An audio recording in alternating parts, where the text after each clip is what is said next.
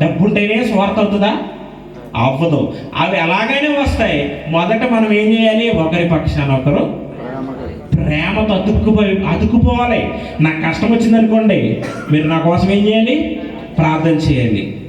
ఇప్పుడు ఇక్కడ కూర్చున్న మహేష్ ఉన్నాడు. మహేష్కి ఏదో ఇబ్బంది అయింది. మహేష్, ఇదిగో నాన్న నేను ఫలానా ఇబ్బందులు ఉన్నాను, నాకు ఇది చేయండి. ఇలా నన్ను కూడా ప్రోత్సహించడంలే కదా మీరు. అంటే మనందరి మధ్య ఏముంది? ప్రేమ ఉంది. అసలు అది ఎంత ఉందో తెలియదు. ఒకవేళ కూదంతా ఉందనుకోండి, దాన్ని ఇంకో కూదంతా చేసుకోవాలి. ఒకవేళ నిజంగా మీటర్ ఉందనుకోండి, ఈ సంవత్సరం వచ్చే సంవత్సరానికి ఏమైపోవాలి? 5 మీటర్లు అయిపోవాలి. ఒకటి రెండు అంటారు ఎవరో తక్కువ అనకండి, 100 అయిపోవాలి.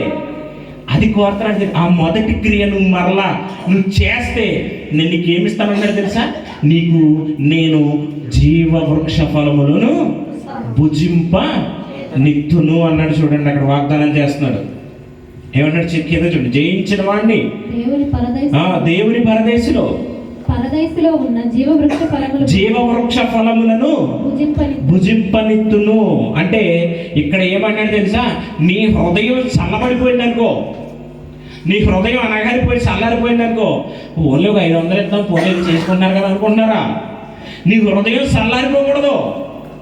చల్లారిపోకుండా నువ్వు రూపాయి ఇచ్చినా సరిపోదు.